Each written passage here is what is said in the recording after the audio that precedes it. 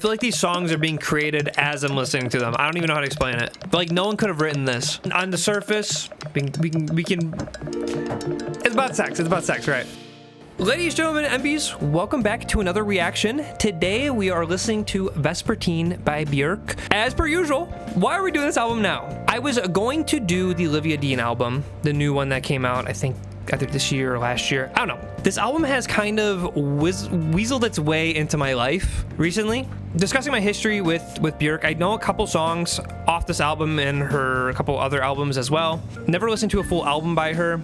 But I would say a good couple months ago, I listened to Undo. Undo came on to like a Spotify day list. I was just kind of at work, just listening to music, and Undo came on and was just so captivated. And I always knew this was going to be an album that I wanted to kind of give the right time of day to and give the right attention to and to be in the right mindset for it.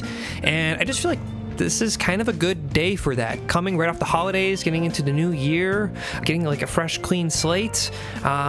I feel like this is a good album to embrace that with. Just kind of some of the instrumentation that I have heard from. I have listened to Undo, as mentioned. I have also listened to Pagan Poetry. I've seen the music video for that, but everything else is pretty much unknown. But this album, I feel like, just gives really, from the couple tracks I have heard and the instrumentation, sparkly, twinkly, winter instrumentals, which fits being snowed in right now. And shouts out Bob the Pop-Op. I think that's how you pronounce his last portion of his name. I feel like I never have said that out loud. I just always see him on YouTube, but go to YouTube Reactor. But I just saw that he reacted to this album like a week ago. So I was like, okay, maybe this is like working its way back into my life, into my consciousness. And then same deal, hit shuffle, Undo came back in. And I was like, okay, this has to be the album this week. So I'm going to try my absolute darndest to keep this unedited as much as possible. But if you'd like to support, or if you'd like to see the complete unedited version, that of course is always going to be an option on Patreon. Oh, and we're doing this live, as we always do on Twitch, at Miadoa. We do this live every Monday, and then typically that early version is uploaded on Patreon by Tuesday or Wednesday, and then the full edited version is usually up later on in the week. So do with that knowledge as you will. Otherwise, let me just, as a quick framing device, as we always do, let's read the Genius synopsis, just see what Björk says about the album, or what Genius says about the album, and then we'll kind of just be set off. I don't want to read any of the Genius annotations. I don't know if this is going to be an album necessarily that I need to look at the lyrics. I'm going to have the lyrics up like this, but I don't want to know what this album's about, so it might be entirely wrong. The reason I say that here, and I feel like I have kind of put that disclaimer for some other reactions I've done, is this album is gargantuan. It's always been an album that has always, I've known of its existence for a long time. It's always ranked really highly in everyone's like favorite albums of all time, or like favorite albums of the 2000s lists. And I feel like there's a lot of responsibility reacting to it, and I don't want to miss anything, but I also don't want to fake a reaction. So probably gonna talk a lot about the production, just gonna take it as is, and whatever comes out, comes out.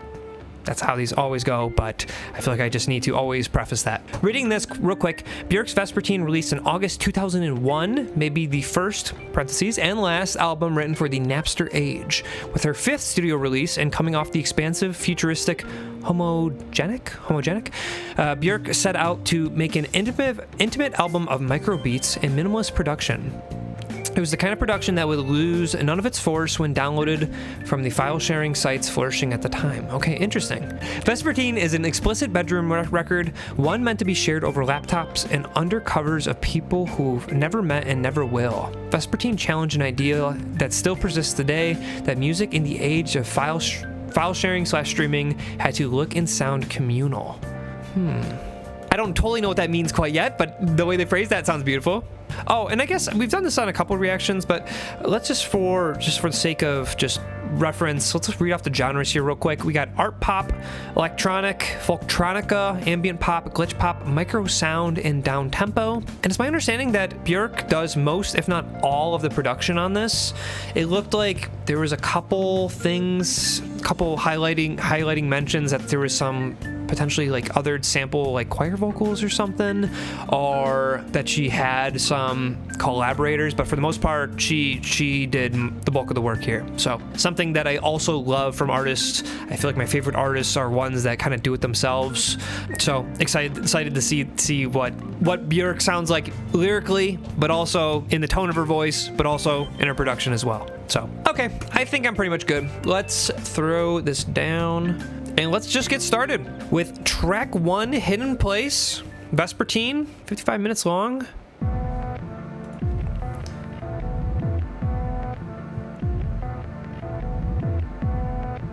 Okay, nice little loop here. I feel like I'm really focusing that this is a 2001 album.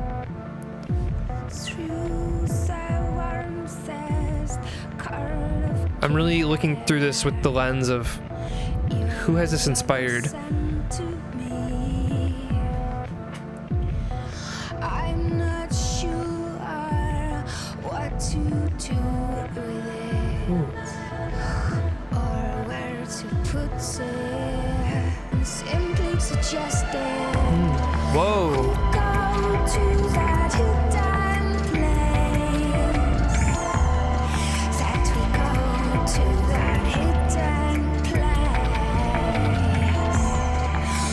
Okay, right from the jump, I'm sorry, I'm kind of stun locked right now.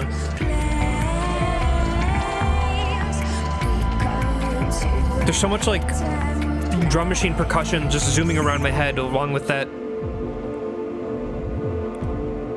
haunting vocal pad here. I have been slightly shy, and I can smell a pinch of hope to almost have allowed one's fingers. Okay.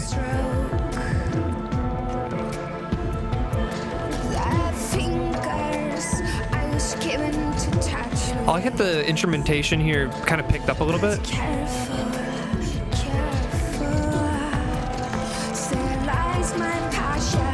Just talking about passion here, and it's really kind of picking up, showing that.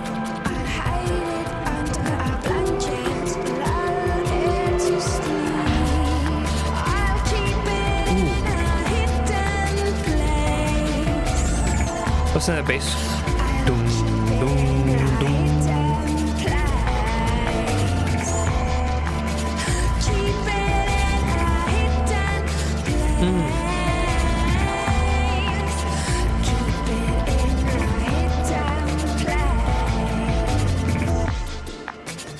Okay, quick pause because YouTube. Let's do a quick skim. I feel like this is gonna be an album I feel like gonna wanna not say too much about the lyrics. Like, your love was sent to me. We go to the hidden place to have almost allowed one's fingers to stroke. Like, what do I gotta say there? But I think the instrumentation does a really great job of, it's very, to her, thinking chronologically here in the story that she's telling, that this person was sent to her and that she was kind of shy, and the way this instrumentation feels very cold and almost alien in a way, and I really like that sound palette with what we're discussing here. And again, as kind of like the instrumentation kind of picked up here, got a little bit more bass, and the drum pattern kind of picked up, pushing for that passion. Love that as well. But really interesting vibe here. Real quick, also I feel like in first pause we always look at the album artwork. There's a lot of promotion with the swan. I don't know what that necessarily is about. This album artwork is absolutely stunning, for one. Actually didn't even know that it said Vespertine here in writing. I feel like I've never zoomed into it, but black and white, I don't know why we're black and white, but swan. I feel like when we think of swans, we think of like purity. You know, if we're thinking of Black Swan, the movie, which is like the inverse of that, we're thinking about what a swan is. I feel like we're getting a lot of purity here. So I guess, I don't know. I don't know what the progression of this album is going to be. I don't know if we're going to entirely stay in that swan purity vein, if this love is going to become twisted at all. I'm just going to keep that under wraps. Oh, it says dark and divine. Okay, maybe we're cooking. Maybe we're not. I don't know. Yeah, that kick drum like tone is so... the fall off on it.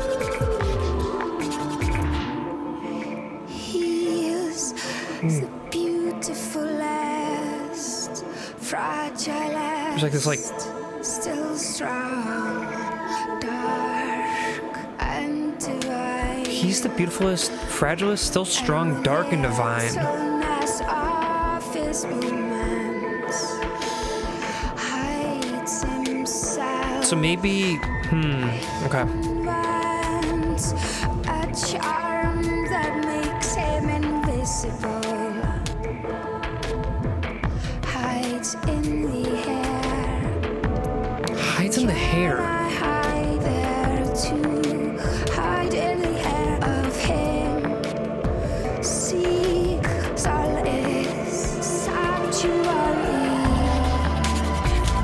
Okay, now we're back into the chorus.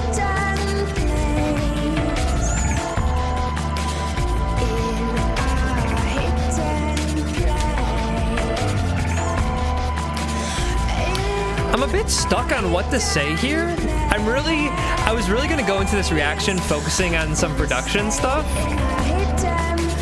And there's a lot going on.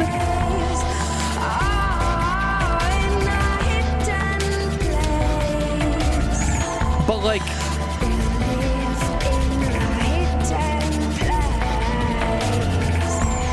I'm stun-locked again. I don't know, there's just so much. It's so dense.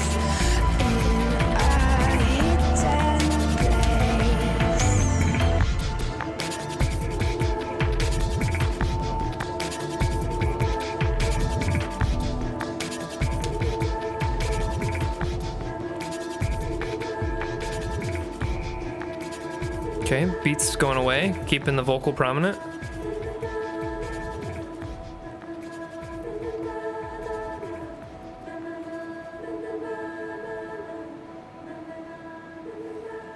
Okay, now that's fading. Okay, I feel like for the most part, I said a lot what I gotta say, what I had to say already. Really vibey intro.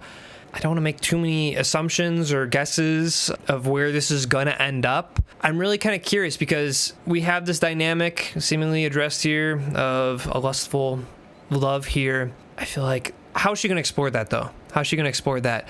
I'm really curious, this dark and divine here. He's the beautifulest, fragilest, still strong, dark and divine. So I don't forget like a yin-yang relationship here of she's the pure one and this guy is dark, but mentioning dark and divine, that there's still kind of a beautiness to, or beautifulness to even that in itself. A whole lot of yapping. I'm just gonna keep rolling here. I don't even know if this is based on a relationship that's in her real life, or if this is purely fictional, or if this is like loosely based on something. So let's move on to track 2, Cocoon, and see how this progresses narratively and sonically.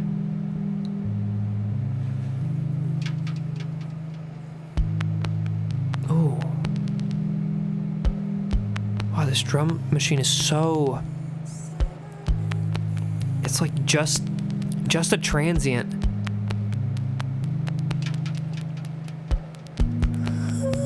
There's like so much like noise in the background too. It's so lo-fi.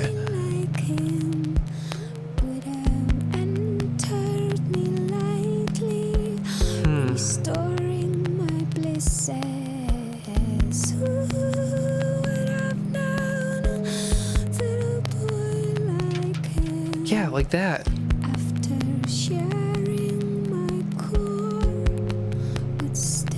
Sounds like rain on a window or something, or like on like siding.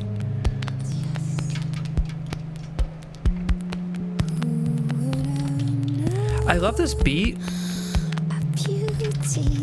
It's so crackly, it almost feels like a fire.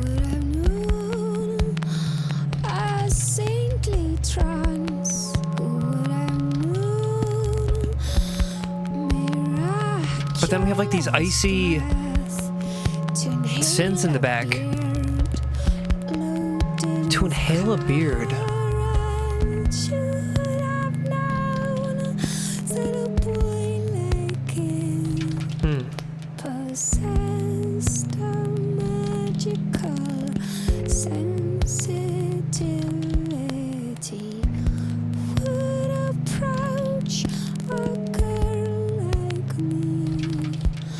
Caresses, cradles his head.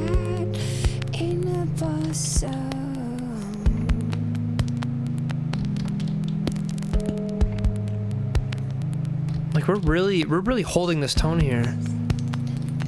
Ooh. Okay, we're getting a little bit more metallic. Okay, and we just backed off. Like these changes are so minute. Like literally just for like a second or two and it's gone. And to sleep put when I wake up a second time in his arms, gorgeousness, he's still inside me. Who would have known?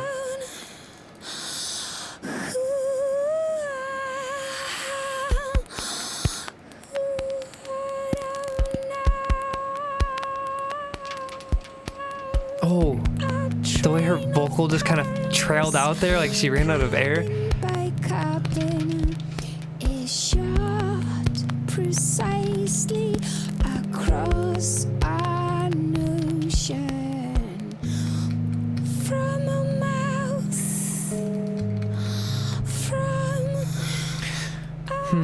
I'm really curious to know how much of the synth work is real, if it's sampled or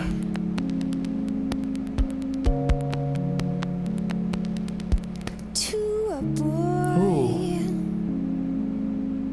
It just popped there. The drum loop just kind of popped and it just kind of fizzled out.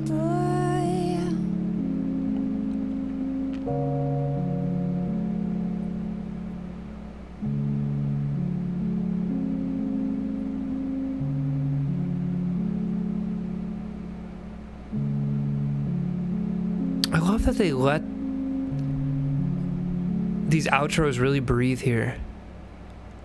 I feel like the last several reactions I've done, I've been a real sucker for an instrumental break here. I don't really feel like I have a whole lot to say about this one. I feel like this one really is just beautiful. Really kind of continuing the same sort of theming as the last song. I would have known that a boy like him possessed of magical sensitivity who would approach a girl like me. So there's still kind of like this wonder here. I don't want to say innocence, but like she speaks very profoundly about this experience. And I'm going to be honest. I mean, even if we're taking the song titles, Hidden Place and Cocoon, like I feel like we're kind of still in the same ballpark here. Two beautiful tracks, but let's just keep rolling. Track 3, It's Not Up to You. I like this like rubber like pulling sound. Ooh. Interesting chime here. Ooh. Oh, big thick kick.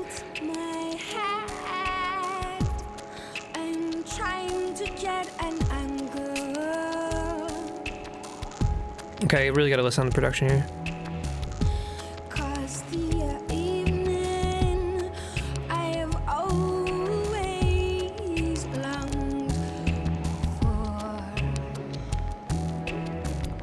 Wake up and the day feels broken. Oh, I love these plucky strings coming in here. Oh, just cut out.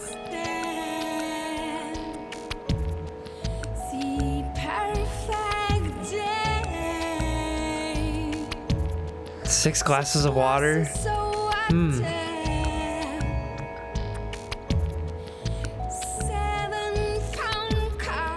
I don't want to say it.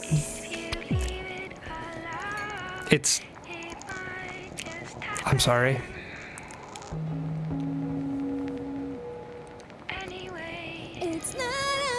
Does that know what I'm gonna say? Oh, good break here.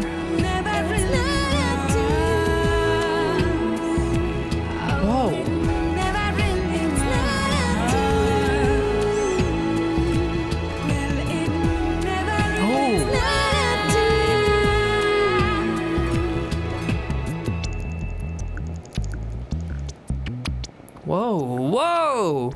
What is that bass doing?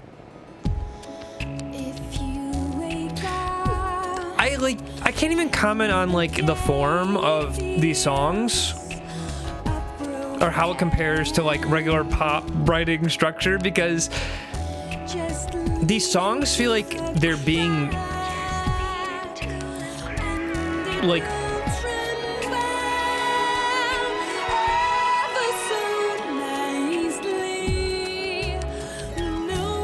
I feel like these songs are being created as I'm listening to them. I don't even know how to explain it.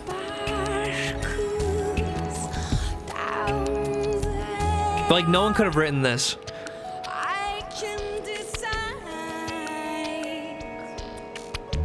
Ooh.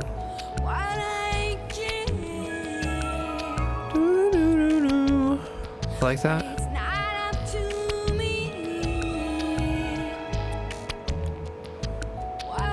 I love this like bass like pizzicato string thing.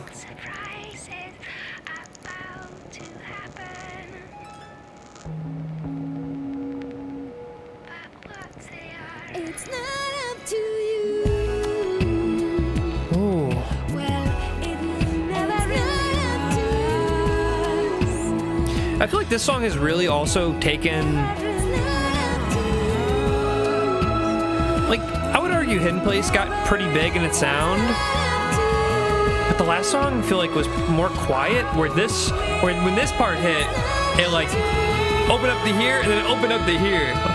Like these songs are really allowing even like on a song-to-song basis room for the next song to grow sonically.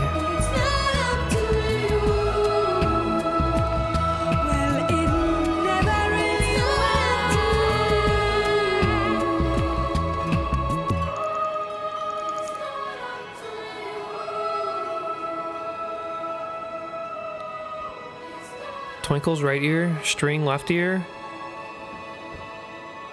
vocals everywhere.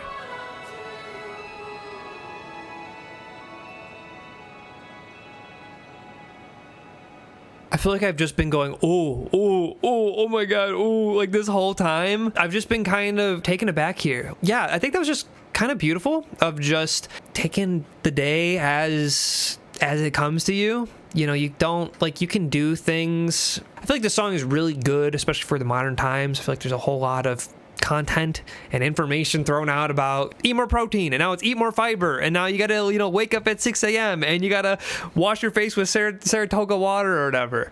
And, you know, you can do all that, but it's like, I don't know. I think this is just a really great grounding song that was relevant in 2001, but is even more relevant in its messaging now. So, yeah, just a good go with the flow, do what feels right to you. Life is not a one size fits all. So, love that. All right, let's get into track 4, which I've already said a lot about, but I love this kind of continuation from the last song's theming into Undo. So, let's get into Undo and just soak it in.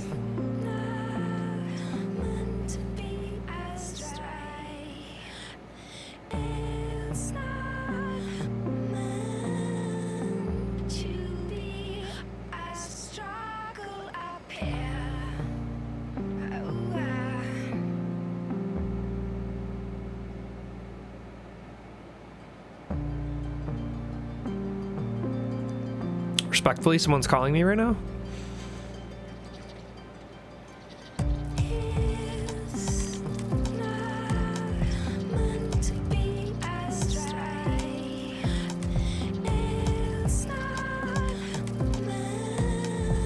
What is this time signature?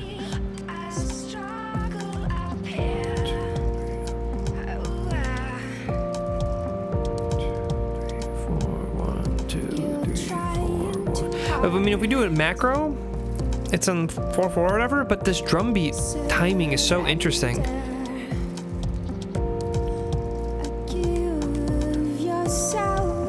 Like, where like...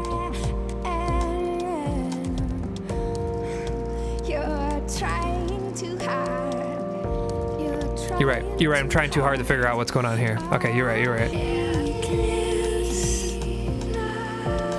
I just love how the song builds upon itself.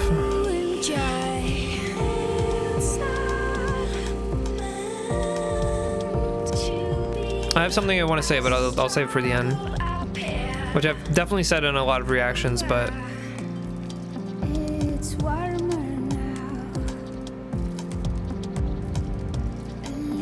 God, this panning is so crystal clear. Like, I need like a better sound system or like headphones. I feel like the spatial everything here, it would be incredible. Like even like that bass tone, like even that's revolving around my head.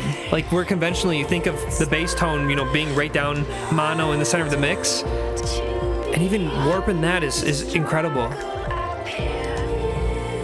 To be able to do that and not have it sound muddy.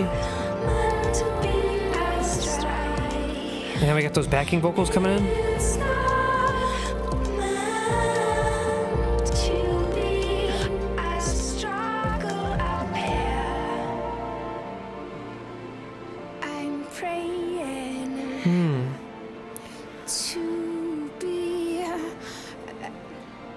In a generous mode, the kindness kind. God, the way she To share. says things is so unique. Oh.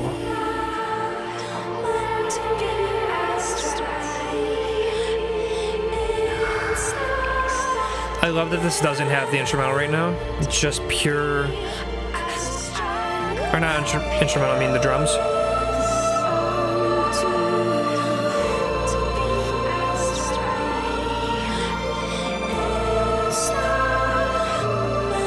Who did the strings on this album?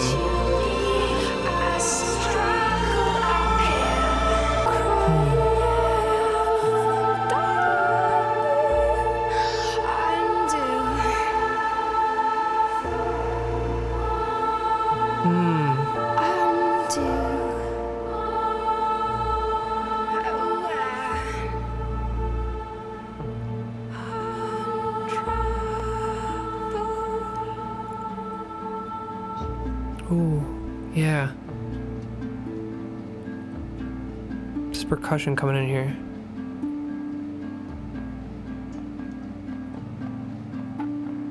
Oh, now we're getting crunchy here.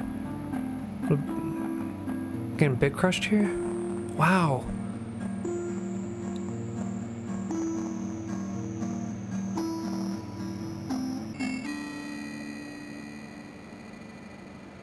Wow, really letting the sound crystallize here.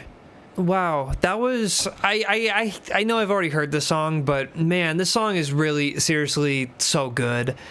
I know I've said this, I feel like, a lot in a couple of reactions of artists kind of doing this repetition as sort of a way of legitimizing or repeating sort of a mantra, not just to the audience as, you know, in songwriting, but just more so like it feels like to themselves. And I love that this kind of main passage of it's not meant to be a strife, it's not meant to be a struggle uphill, permeates the entire song. And coming off of the last song is like, okay, we have these ideas presented to us. Now, how do we live through this on a day-by-day basis? Is by kind of repeating these things to yourself throughout the day, throughout life. She cooked. I don't know what more to say other than it's just incredible. Again, going back to the last song of just trying too hard to live. Just live, man. Like you don't have to do all this stuff. Do what you want to do, and that's all there is to it. You don't have to be miserable. Like the option is presented to you. And if you're, doing something you don't like, undo. Beautiful. Let's get into track 5, Pagan Poetry. Again, I have heard this song. I have seen the music video, but I haven't heard this song in a minute. So it's going to be maybe like a fresh listen. So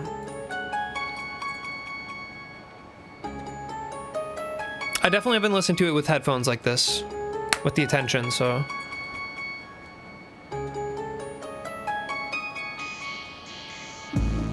Ooh, holy bass.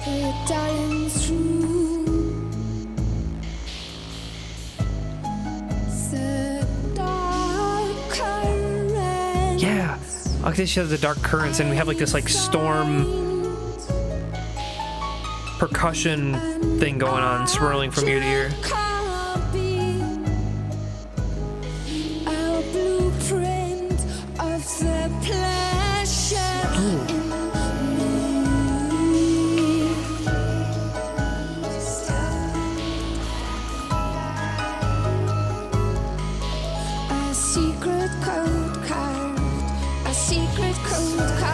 love this chord progression she's doing here right now.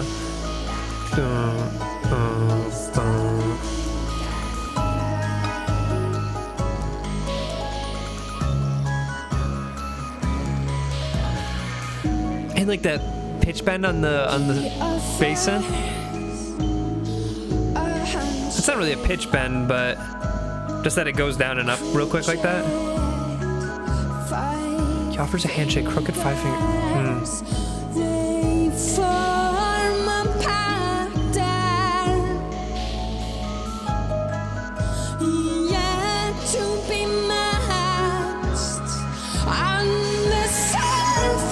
Oh, her vocal.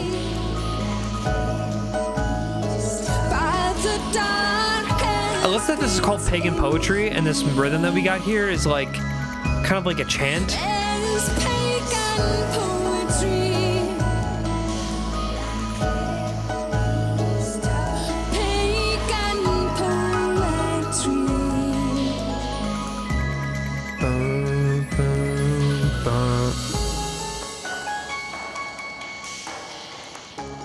Okay, we got this like transient drum loop. And then like this really like distorted, almost like modern 808 kick drum, but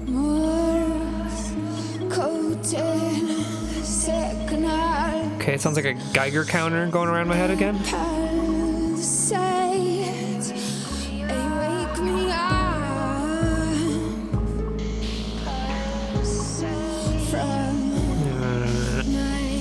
I love the top end of that bass too.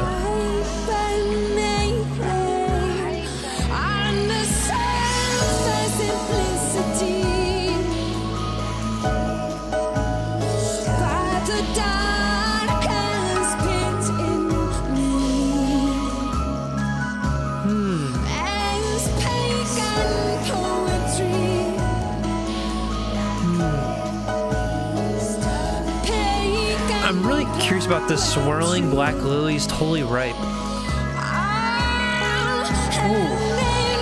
Oh wow.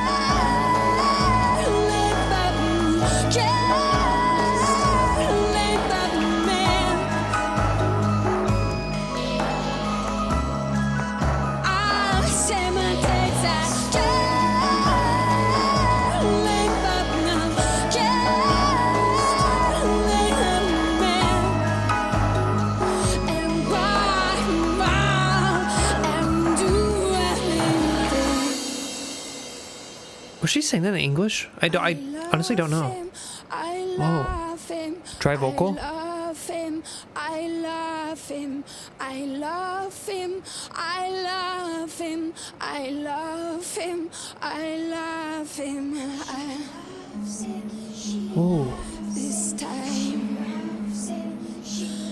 I'm gonna keep it to myself. I have goosebumps right now. You can't see, but I have goosebumps right now. This time I'm gonna keep me all to myself.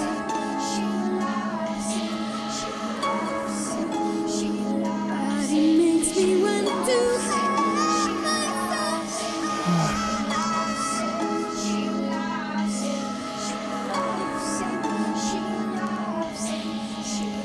There's like a hint of dissonance here. Just like right in the middle. There's just like a drone going on.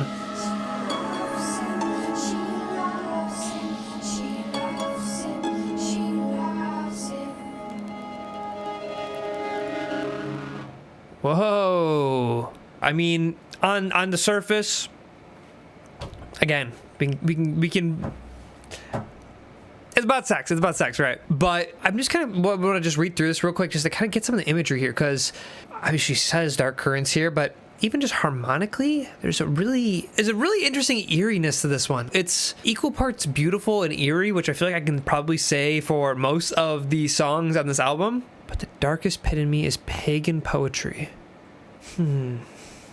Like it's like we're doing a ritual here. Swirling black lilies, totally ripe. Okay. So I mean, when you think of ripe, you kind of think of purity, think of innocence, think of the swan, right? But I feel like so far she's referenced kind of that darkness being, okay, Got it. The darkness being the guy, but the darkest pit in me. Followed by I love him, I love him, I love him. She loves him. It's really interesting. I'm still just trying to figure out why this song is so ominous sounding. Like, I feel like it kind of lends to this, maybe I'm thinking too deep here, of like a more bigger, wider album theming, which maybe it'll develop to, but I understand if this is, you know, not necessarily saying that this is a first time sort of song, but like a lot of this instrumentation is very mystical, but also in that is very unknown and very, like, I feel like what did I say earlier? Like, these instrumentals are very alien, very foreign. That portion of this experience is just painted so interestingly here. Like, I don't feel like it's so visceral, but I feel like most people, when they mention, you know, passion or whatnot, they think of warmth, and this is just like that on its head. I'm curious if this person that she's with, if it's out of a place of love, if it's lust, or maybe a bit of both. I don't know. But let's get into track 6, Frosti. It seemed like it said it was just an instrumental, but let's get into track 6, Frosti. Whoa. Like, I like that we're having these music boxes here after the last song, which definitely feel more, I'm gonna be honest, like childish and going back to like that innocence. So I think following up the last song with this is a crazy juxtaposition.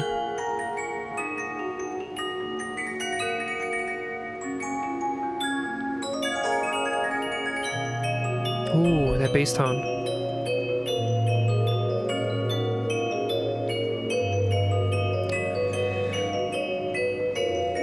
Ooh.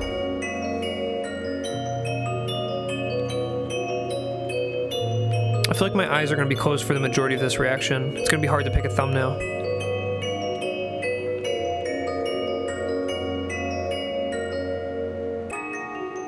I'm really curious how she wrote this one. I mean, when you think of a music box, you think of like the sheet that, you know, you crank it through or whatever.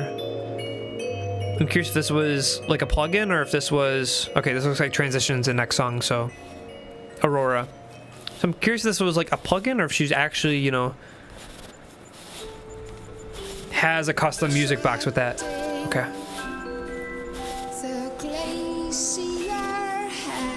Train the glacier head, okay. Looking hard for a moment of shine.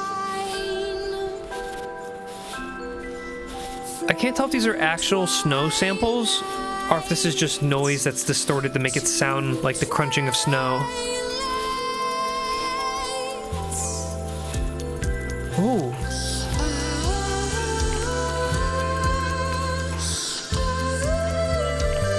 This like swung pattern in my left ear is just unrelenting. Like, it's not... But it's panned all the way left. I think if you had only one earbud on, you would not even hear that.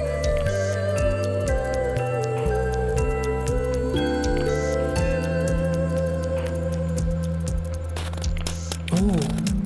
Oh. Even these like snares and these percussions are so...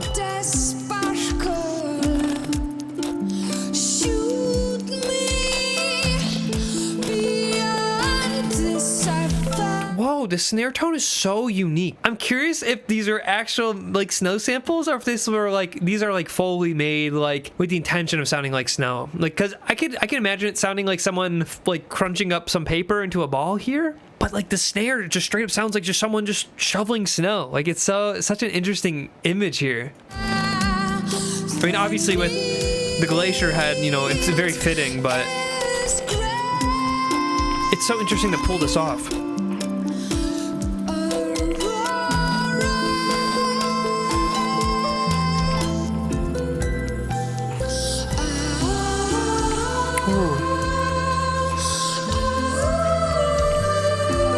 I'm really curious about this choir too. If this is her just like doubling her voice, or if it's like, it almost sounds like a children's choir or something. I just realized the pattern eased up. Now we're just doing this back and forth panning pattern thing here.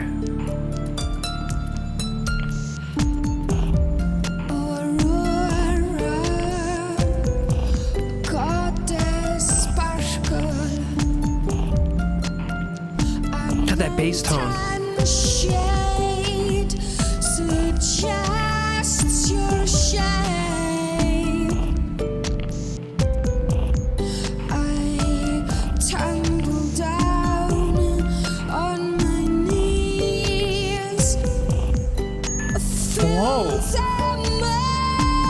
That was kind of a jump scare right there. That beeping sound.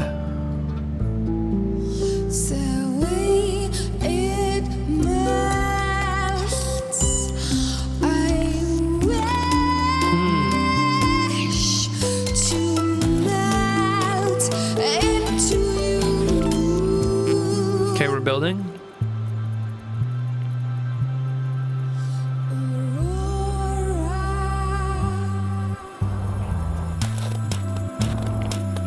Okay, I'm really locking in on this drum groove.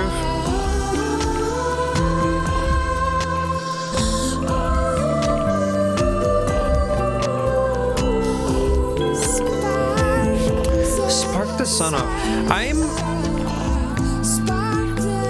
I guess I'll talk about it in a minute, but I feel a little bit less sure on this one.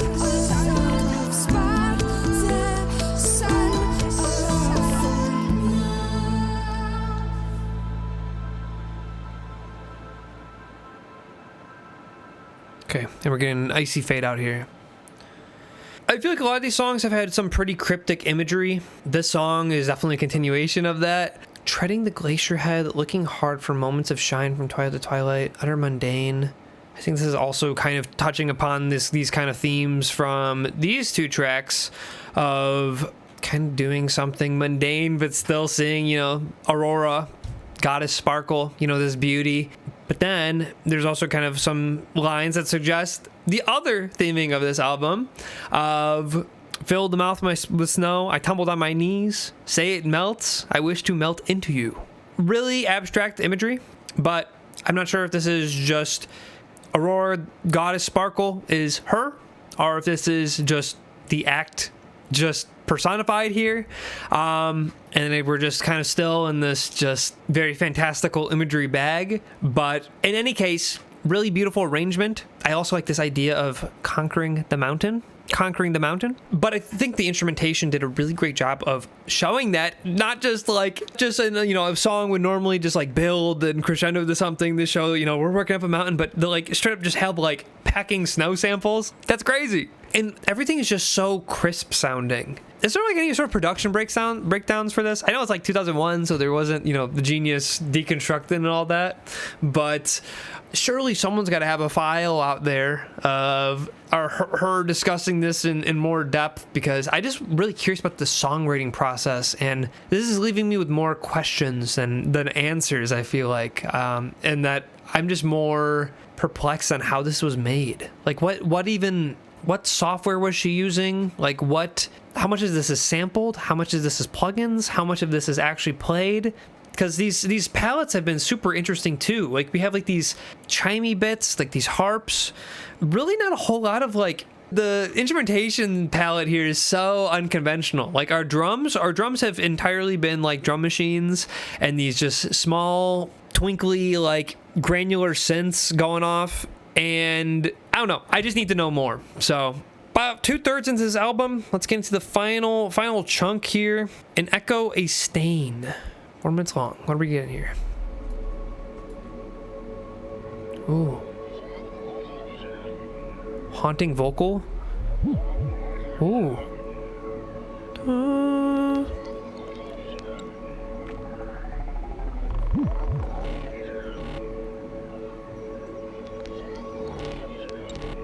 She touched my arm and smiled. Whoa. I love this vocal drone pad in the background. Doing the I love that. And just have everything build around that. Ooh, drums picking up here? Getting a little bit more of a groove.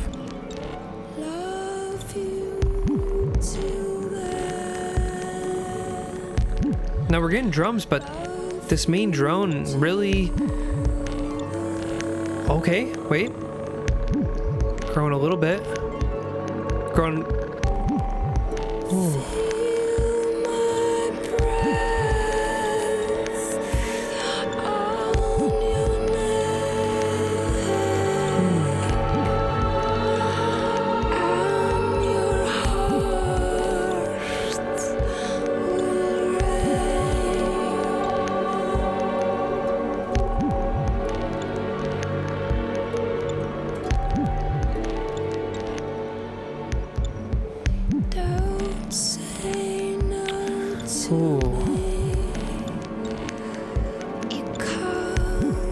can't say no to me.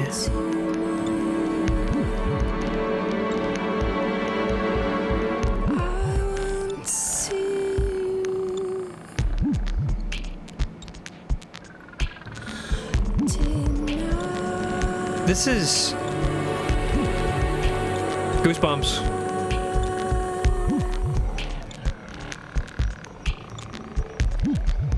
Wow, this drum groove is so cool. Ooh. I'm sorry you saw that.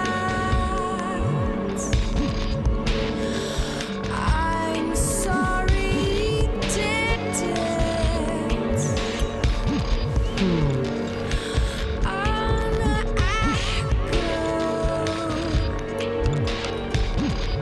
I love that this was called an echo stain, and like the way that vocal came in there a few bars back, the way it just kind of crescendoed in from nothing, like an echo.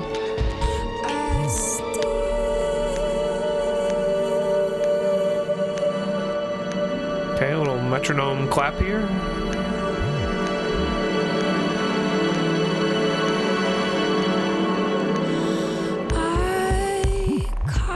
Wow, and we just back off.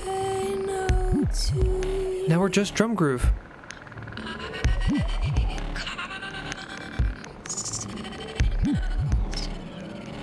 Say nothing.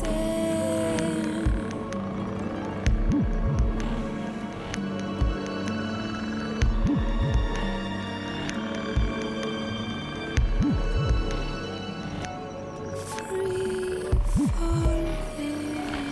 Whoa.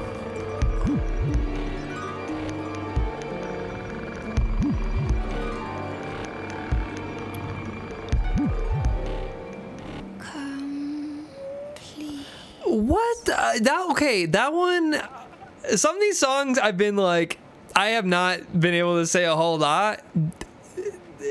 I gotta read through it because I was just so focused on the bleeps and the bloops and what the heck was going on. Sorry, my cat's walking around. She touched my arm and smiled. So how this was kind of started made me think that this was maybe from the guy's perspective, but she touched my arm and smiled. One of these days soon, very soon. Love you till then. Don't say no to me. You can't say no to me. I won't see you denied. I'm sorry you saw that. Okay, now maybe we get a perspective shift. I'm sorry you saw that. I'm sorry he did it. An echo. A stain. I can't say no to you. I can't say no to you. Okay, so I think we did shift perspective here because before it was don't say no to me, and now it's I can't say no to you. I just don't.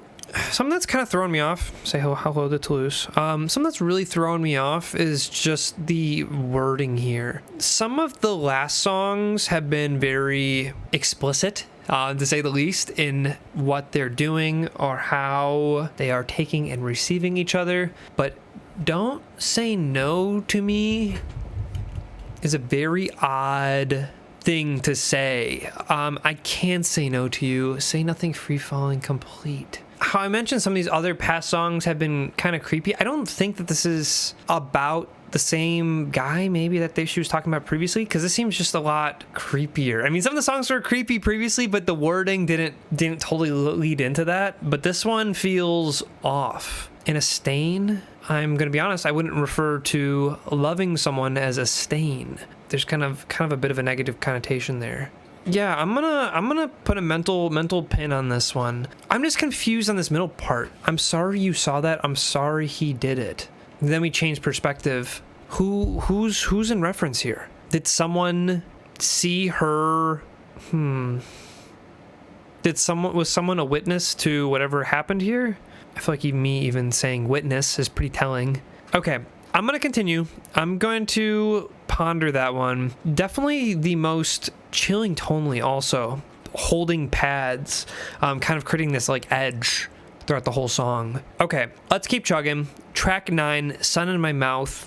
Hopefully sun will provide a little bit of light here on this story here. I will wait out till my thighs are steeped. Ooh.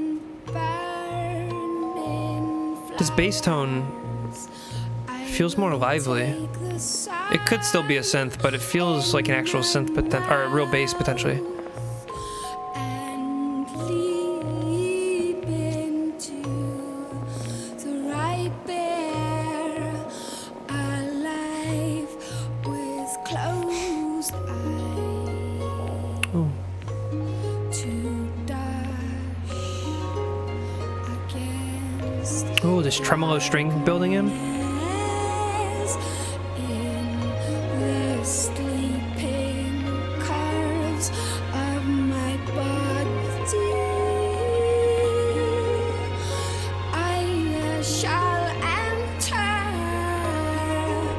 fingers of smooth Wow. mastery with cheese.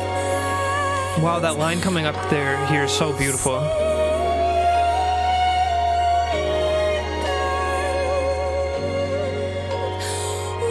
I complete the mystery? Oh. Well, I complete the mystery of my flesh. My flesh That's crazy imagery. complete the mystery.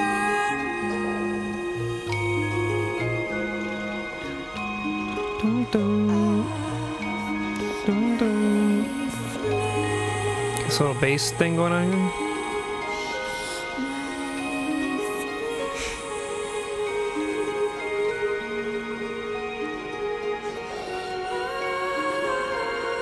Okay, we're getting some reverb building here.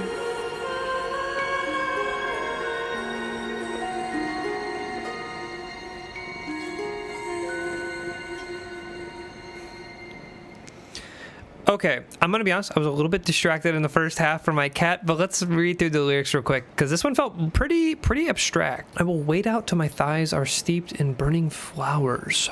I will take the sun in my mouth, okay, and leap into the ripe air. Okay, there's ripe again, that wording. Alive with closed eyes to dash against darkness. Okay, and then the fingers again, mentioning the fingers again, of smooth mastery with chasteness, signals, complete the mystery of my flesh. This one, definitely in the lyrical bag, feels very abstract, like incredibly abstract. Again, most of this I feel like has been pretty abstract, but because this song isn't really super long, it's actually like the second shortest track here, but I feel like she was very verbose in the imagery on this one. But I just keep coming back to this line, will I complete the mystery of my flesh? That's just such a crazy verbiage. Like I don't know. That line where some of the instrumentations have had me stun-locked on this album, that line has me a little bit stun-locked right now. We got 3 more tracks, all seemingly pretty long ones, with the longest being the last track, almost 7 minutes long. So let's keep rolling. Track 10, Heirloom. Ba-bam. Oh. Okay, we're getting like a true drum machine here. Clave, nice. We're getting the claps. The Cisco hold music claps. Ooh. Good electric piano tone. I have a recurrent dream. Whoa, this. Every time I lose This bass is so interesting. I swallow little glowing lights. My mother and son baked for me during the night. Well. They do a trapeze walk until they're in the sky. Rhythmic synth here is Right super interesting top layer. Ooh. While I'm asleep, mother and son pour into me warm glowing oil. My mother and son pour into me warm glowing oil. Open throat, I have a recurrent dream.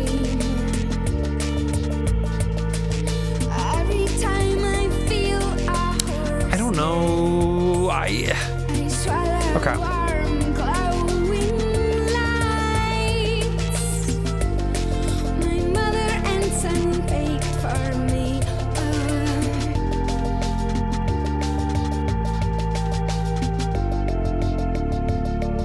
That was like our first real sampled sounding snare on this album. It make me feel so much better.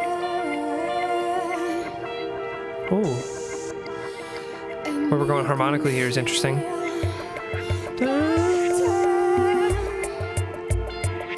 We have a recurring dream. We have a reoccurring dream. Every time we lose our voices, it's during the night. They do a little trapeze walk. I'm a little bit more unsure than this on this one because we're repeating these sections throughout most of the song, but I don't know what the main section's about, and it repeating is not helping me understand it more. Unless if it's the reoccurring dream, that's why we're repeating here. Glowing oil into our wide open throats. This like reverse hi-hat thing here is also kind of crazy. They make me feel better. They make me feel better.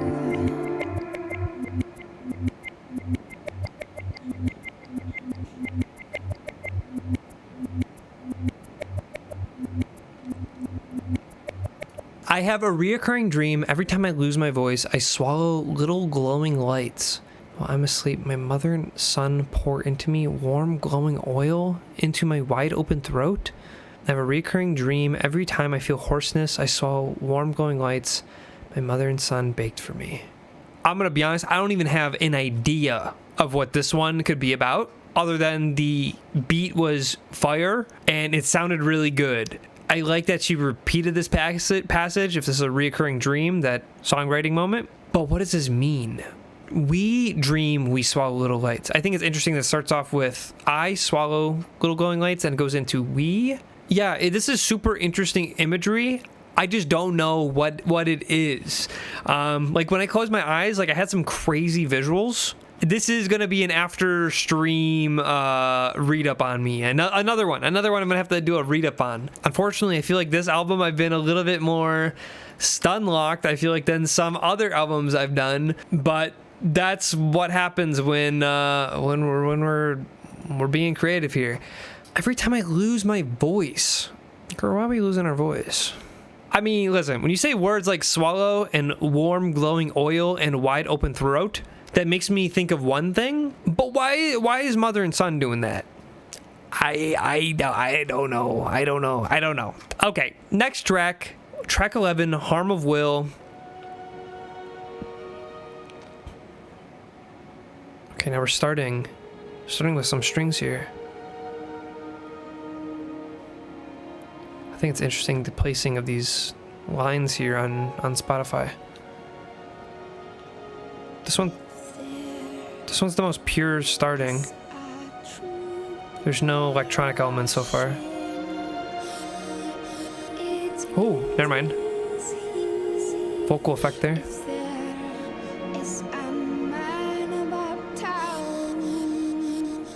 Wow, this vocal like breath glitch.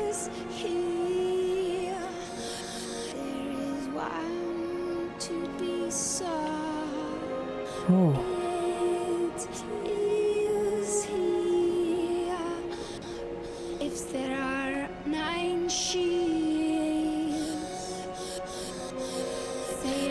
There's 9.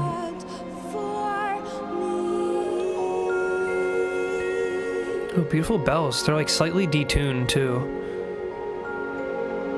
I love that they're not pitched perfectly. And we have these kind of bells with this innocence coming in again.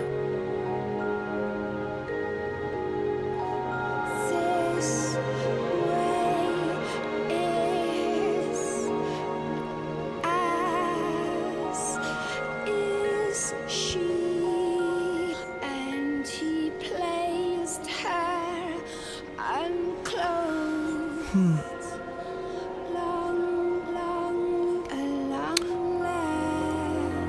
top of the family tree. Interesting.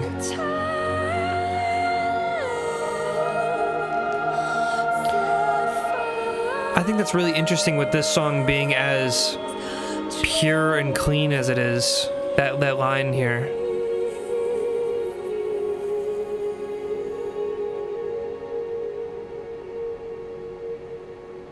And if he has chosen the pine while she is under him, then leave her Coyly placed, crouched, sucking him for his eye.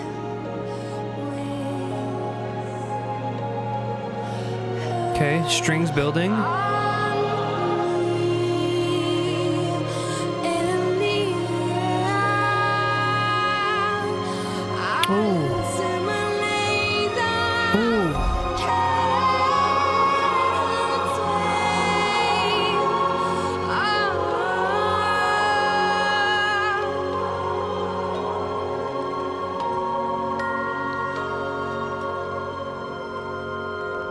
Oh.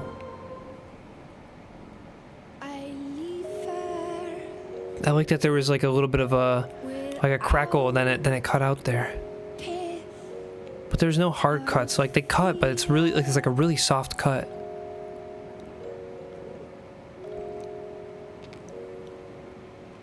Oh.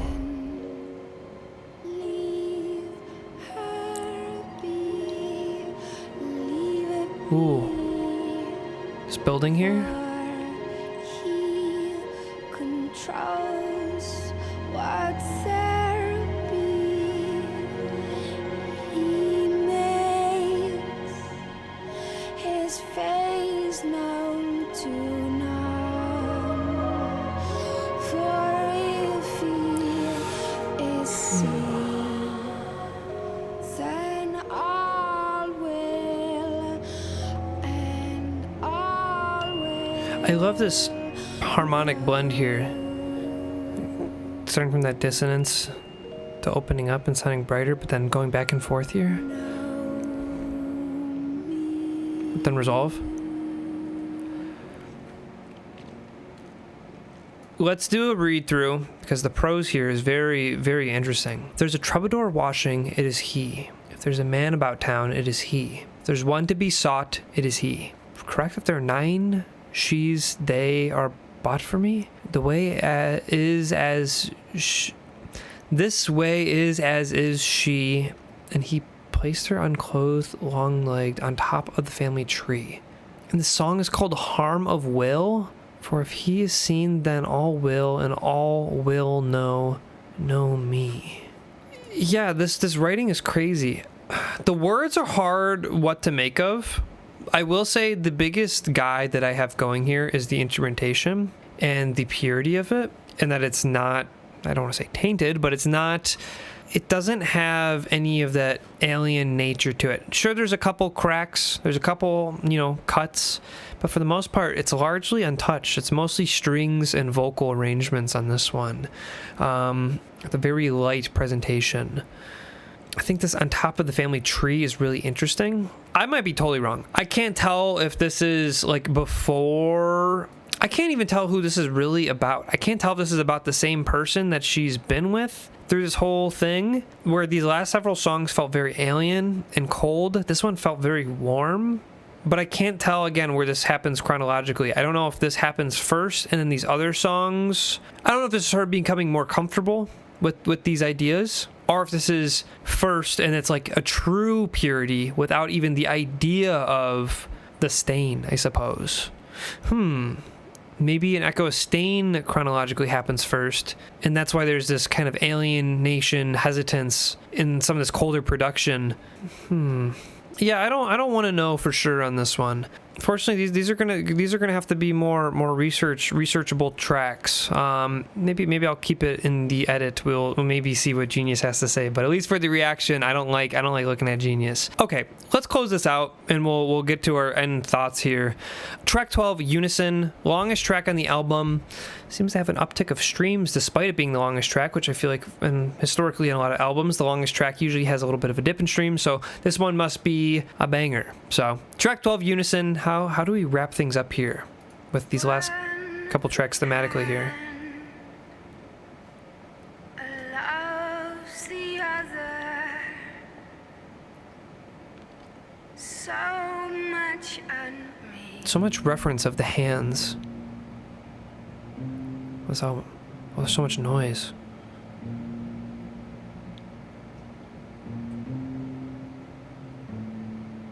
Yeah, there's so much like hiss and noise on this string pluck.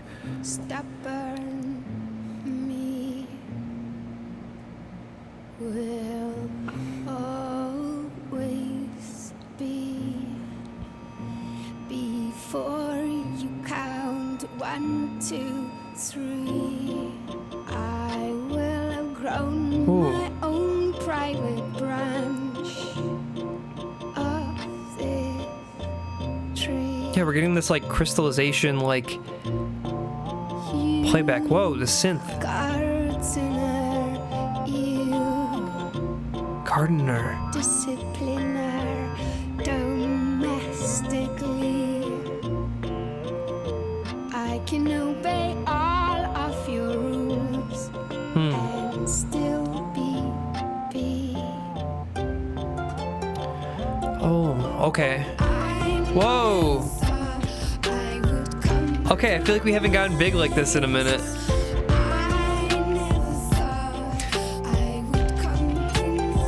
I never thought I'd compromise.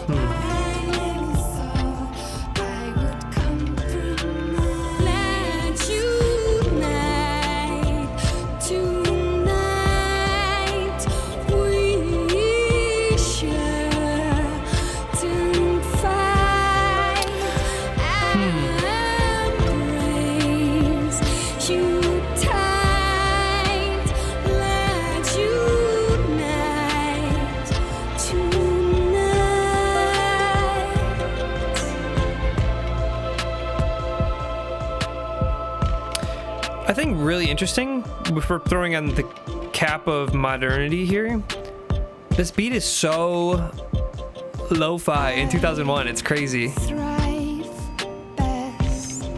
Like, this is such a modern sounding beat here. Okay, there's the pipe, or not pipe, but beard reference again. And a parrot.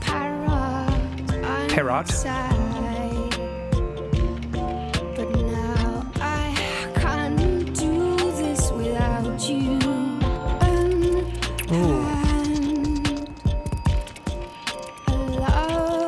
Skittering on top.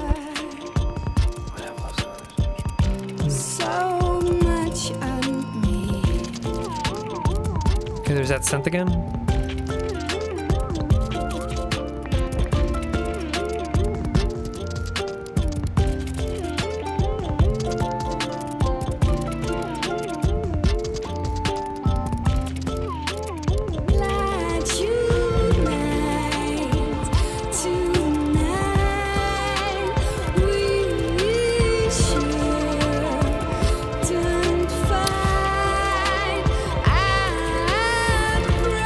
I'm really glad that we're getting kind of an empowering lift up track here in this last song, because these last couple songs have been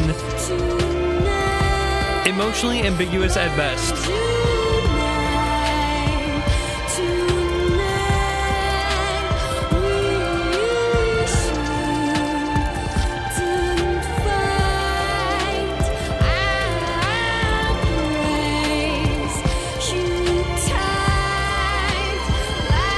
Wow, the strings super duper pitched up high here. Super soaring. Panning vocal. We're gonna get left here now.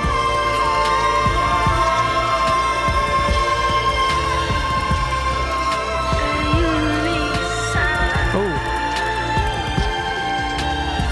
couple instances of this like muffled, filtered vocal effect.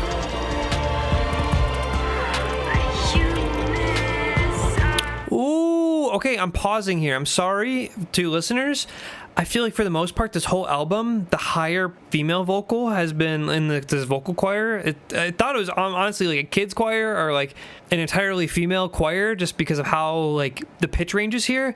But now there's a very clear guy vocal coming through here. And obviously if this track's about Unison, I love the way this song is climaxing here. No pun intended.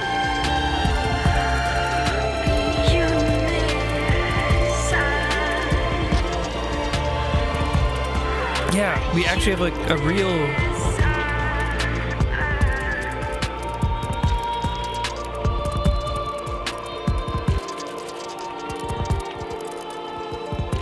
The beat's falling apart here. But we're getting the chimes coming in.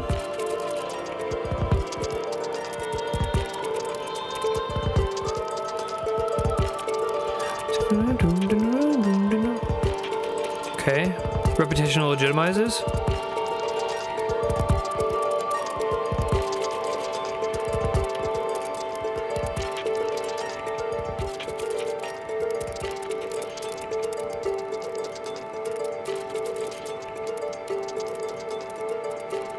We're holding. I think we're growing.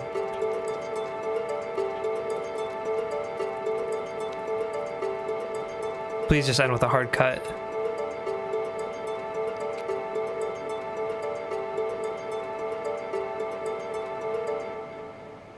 I'll take it. I'll take that too. That's beautiful too. That was crazy. Vespertine by Björk. This is probably the least I've talked on a reaction, which I sure do talk a lot on these reactions, and this is already at an hour 40 on this recording. I'm sure I'll edit it down a fair bit, but yeah, this is just really, I'm really just curious on the timeline of this album, because there's some tracks that I'm getting out of order with myself. Let's start from the beginning. I like that this album touches on multiple dimensions of it's not just sex album. Like, I like that there's so much nuance in that in itself, and I really like that these instrumentals give her time to explore these nuances.